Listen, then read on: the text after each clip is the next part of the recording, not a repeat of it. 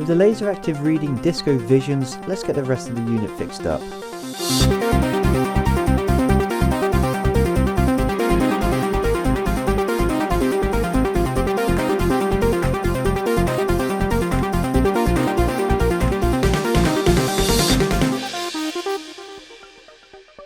Hello all and welcome back to the corner. In the last repair video on the LaserActive, we diagnosed why the discs were not reading and delved deeper into the machine to fix it. Now it's reading both compact and not so compact discs, we can begin to look at the frame and the recap job that's at hand. I've also been told that the stick and tray mechanism is more than likely down to a slipping belt, so with all this work to be had, let's get stuck in. Or maybe not. As you might have guessed by the title of the video, this episode hasn't exactly gone according to plan.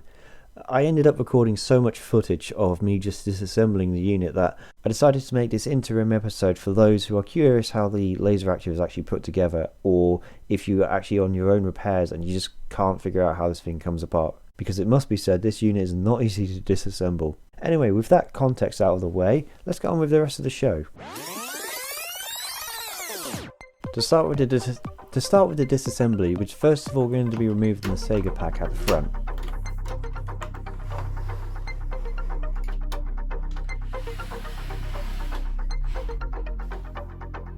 I'm going to be removing the screws on the top of this board, which is the analog video board for the LaserActive unit.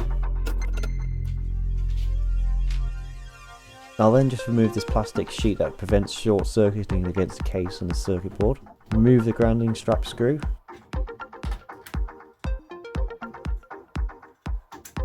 And one other screw that I missed before. And then we can flip the entire circuit board over, which reveals to us all the ribbon cables are currently attaching the board. Right, now the thing you gotta be careful with these ribbon connectors is that these, how do I describe it? They are basically a soldered wire that goes into a socket, and they're quite easy to damage and to break. So what you have to do with them is you've got to lift up on this little tab on the outside. You can see that little lip. You've got to lift that up on both sides, or attempt to. Don't be afraid to use a screwdriver, just be very gentle if you're going to do that. And what you can do is, once you've gotten it up just a little bit, you can safely and gently pull it out. Now these little wires here are quite fragile, so what you want to do is, well, not knock them, but we're going to remove this entire board, so let's get on with it.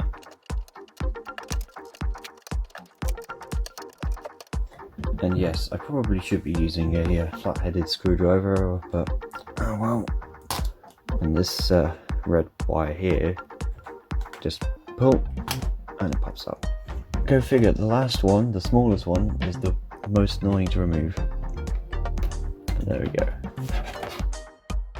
And then we have our circuit board, and I'm grabbing it by the grounding strap, so any ESD that I may have, which is quite frankly unlikely, it's only going into ground traces, so my body is referenced to the ground of the board. Right, so that is the analog video board. It gives us a bit better access to the whole mechanism. Oh, I need to get my head checked. So we still need to get access to the mechanism, and I think as well what I need to do is I need to get the tray out. Really, I should have done that before I moved that board. I don't think that's the end of the world, though. I can probably remove it out other ways. Do I need to remove the tray to get the front panel? Thankfully all the screws seem to be the same size, they're the same sort of metal screws. I'm going to call them metalwork screws. Oh, is there a screw on that side? No, there's not. Interesting, but there is on the back. And the other side. Nope, I'm wrong again. Oh, it's quite rusty. Didn't see that before. Yep, we need to remove the tray. In there is the eject motor. You can just see the belt there. The belt and the gear. The problem is, because this has a CD drive and a Laserdisc drive in there, just moving that will end up only releasing the CD side of it. So, yeah, we have to reconnect the board. Okay, we're going to have to reconnect the board, eject the tray, and then power it off with the tray open. Otherwise we're not going to get anywhere. when you're putting these in, again, just be gentle, make sure all the wire ends go in nicely, and then push that little lever latch down again. If it's not going in nicely, don't force it in. Neither you nor her will like it. Neither you or the board will like it. Oh, I've done that. So yeah, it's quite easy to bend a pin over when you do it like this. Yeah, that's what I mean. You just see how the metal lead is bent over a bit. One here with the bent pin. Just gonna reach in there and try to straighten that out gently and not bend the other one over, like we just did. There we go. Open up the latch. Should be able to stick it all in there. Do the same with the remaining ones. This one's again a bit bent. This is what I mean about these connectors. They're so easy to bend all these leads, and you just got to be super careful with them. Like so. Pop that in. Do the same for the final one. Like so. And the red cable. There we go. Pop this back down. Plug in the dev adapter of doom. And open the tray.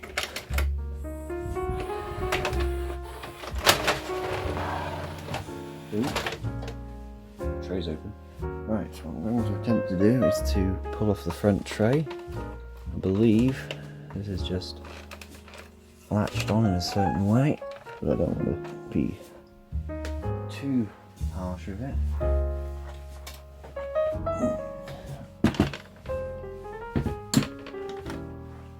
Thankfully this has got an entirely metal construction. Right, so there's one screw here, and there's one just above the camera. Get the one on top. This is when you need to start segregating the screws, because it's going to get very complicated and you won't remember which place all the screws went.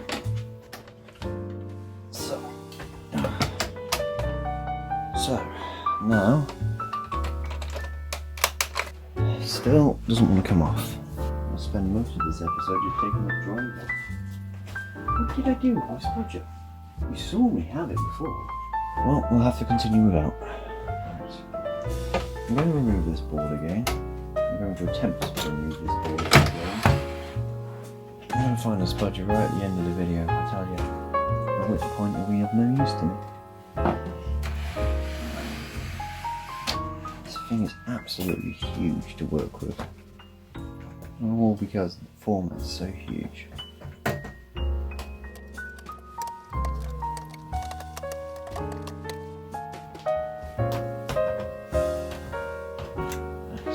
Analog board out again.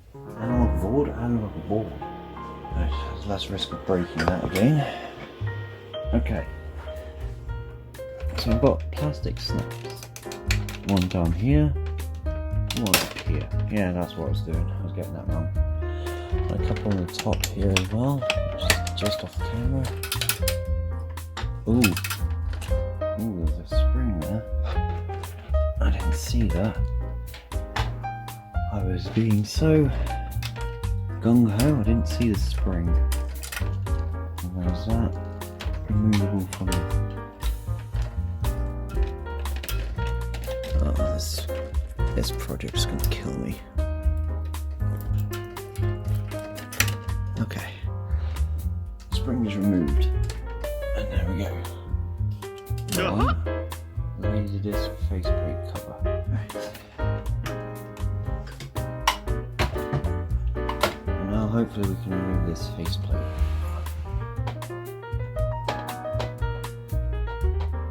Well, what we'll do is we'll push this giant drive back in. Remove, yeah, see? More cables. And I don't know if that one removes how much. It's very bent to me. I'm going about this completely wrong answer. It's probably a service car.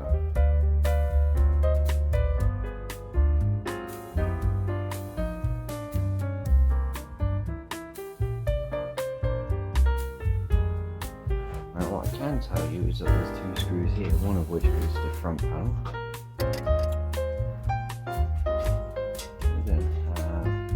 We then have another one of those ribbon cables and another grounding cable. I thought, didn't realise both were for the front panel.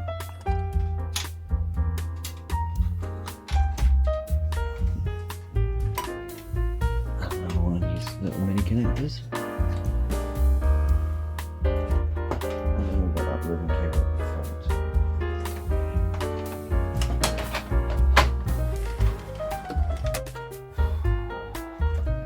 There's a way to remove this tray mechanism.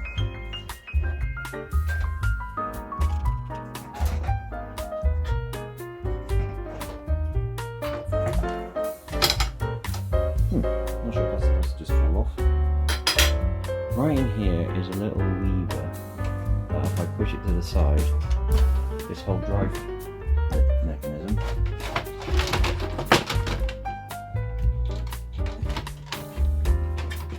comes off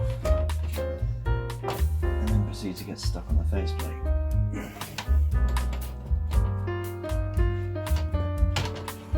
And there we go. Now you can see the horrors that is the LaserDisc tray mechanism and the mechanism that shifts between opening the CD drive and the LaserDisc drive. There's nothing really we're going to do with this mechanism because it's all working, surprisingly. The belt is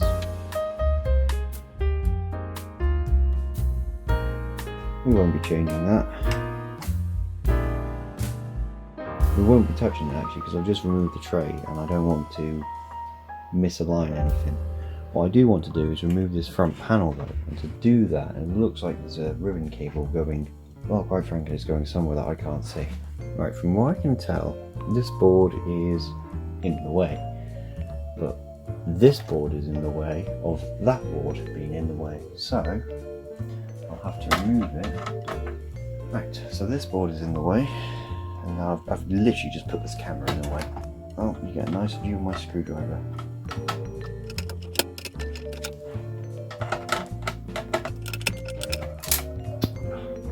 Come here, little screw.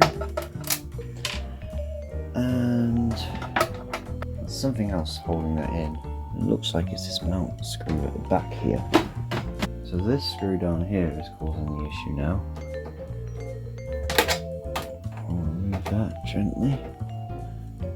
Now I think this may start to want to come out. That doesn't seem to want to remove. I don't want to force it. I must do.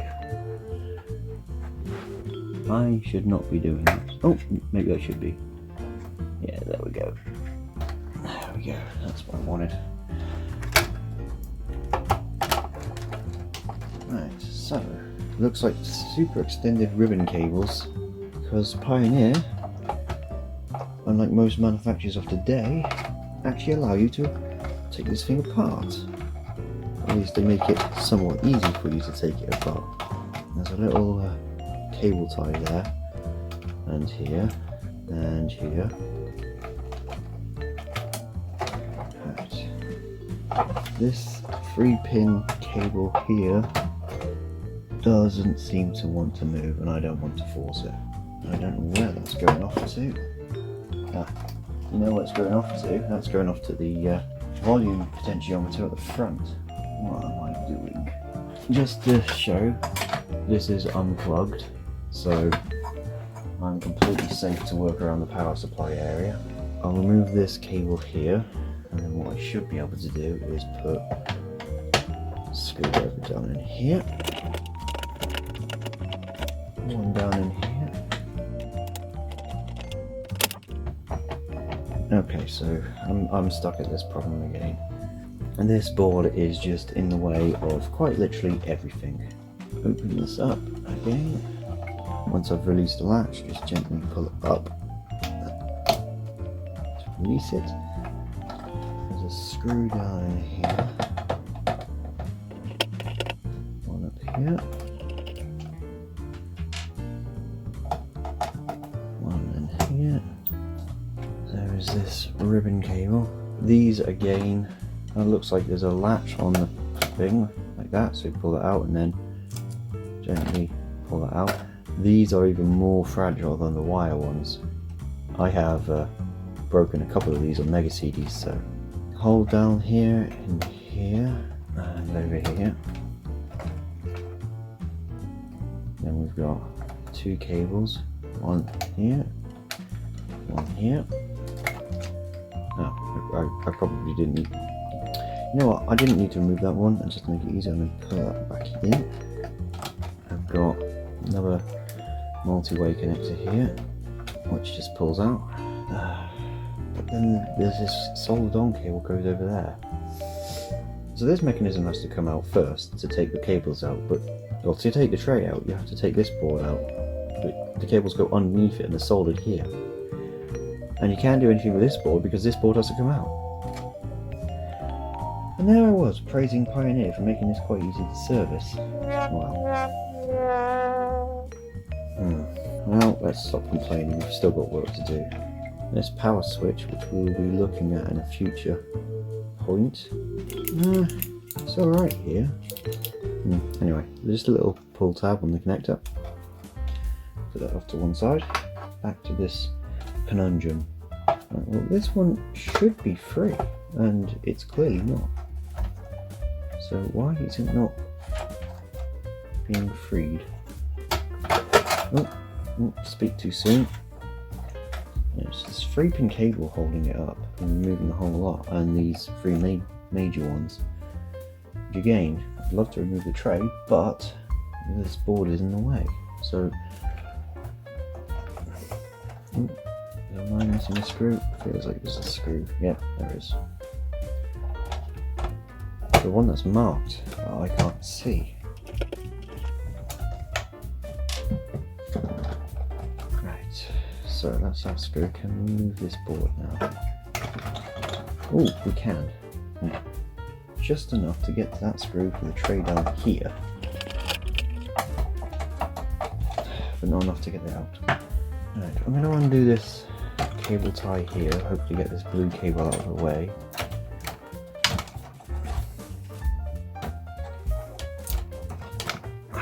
Really good cable tie here, I tell you.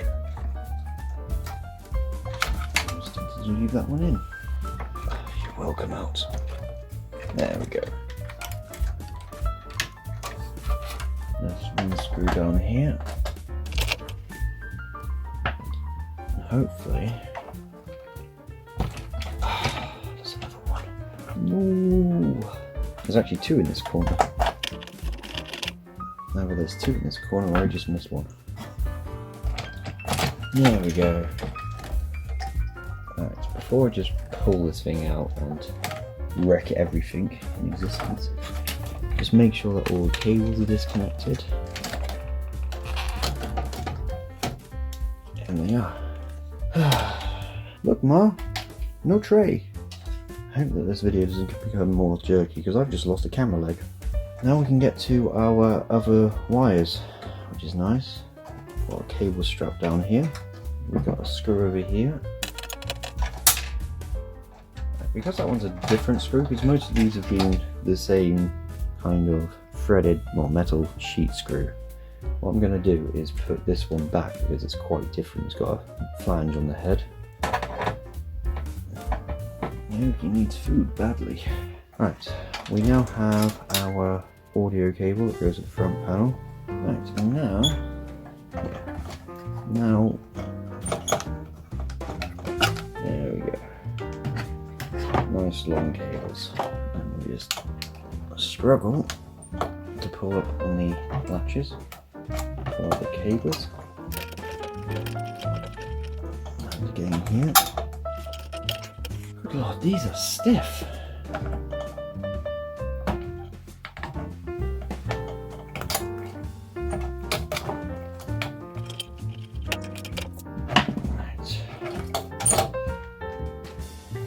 And that's this entire sub PCB removed. This board is mostly free. It's just got these couple of straps down here going up to the connectors over there for power, I imagine. I mean, they're going to the power supply. Can't see what else they'd be doing. I hate these connectors already. Okay, I only need to remove that end one for now. And then pull up. I always get worried when they stick. And there we have that board removed. Right, now the front panel seems to be held in with... okay. So it's held in with this little bracket and then heads over to down there. What I wonder is if I can disconnect this and disconnect this one down here. Good lord, it feels like 20 minutes. No, 30 minutes at least. We're not even all the way there. Oh, there we go. So, clip down there. This board starts being removed. And we've got more cable clamps down here. I said I hate these connectors by now. I also said I'm insane for attempting this. Okay. And there we go. Some kind of analog subboard. Oh, RGB. Looks like now we've got the main processor board down here. Beautiful. I'm going to remove this clip, top off this cable. So there you go. It goes into one of those. I've changed it. They changed the connector type. How do I get that out? Is it the same as before? Doesn't feel like it. I'm going to get a plastic latch out. Just smooth down the side. And get this one out whilst we're here too. Okay. We've gone this far in a 10 down, we might as well go the whole hog.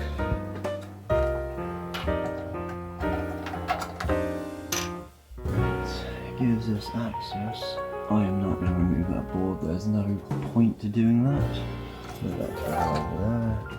I have to remove this cable.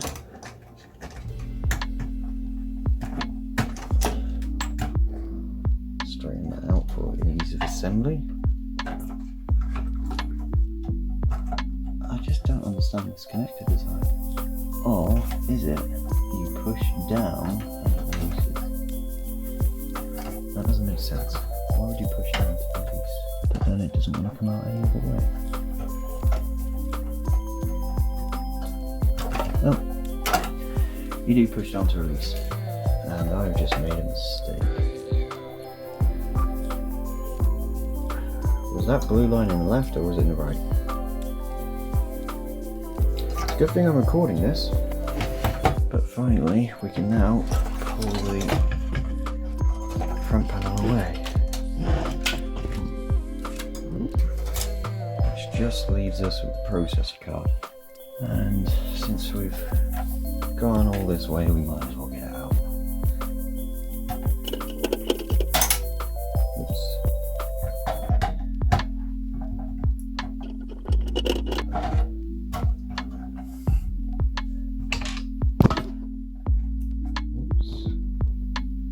Right, it just looks like that there's two screws here. Now, around the pack slot. They could have chosen the worst place for that.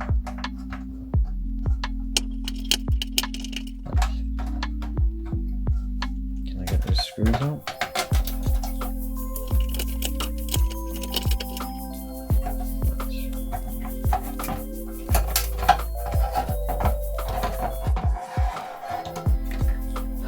One processor card. That is as fully stripped as I think we're going to bother.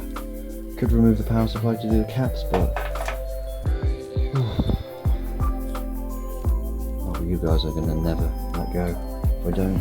Okay, let's get the power supply out then. Just remove this cable here, this screw here. Move this cable here just to prevent any further damage. I didn't release it. It's still unplugged. AC in. I suppose you could change it for a UK plug if you wanted to. If this power supply was indeed 240 volt compatible. Right, and then the power supply should come out. And there we have it. the entire contents of a Pioneer LaserActive. Just the LD side of it. So we've got the power supply, some board, video and audio board, some RGB board. Actually no, that's a laser decoder. It's the main CPU board and some auxiliary piece of circuitry.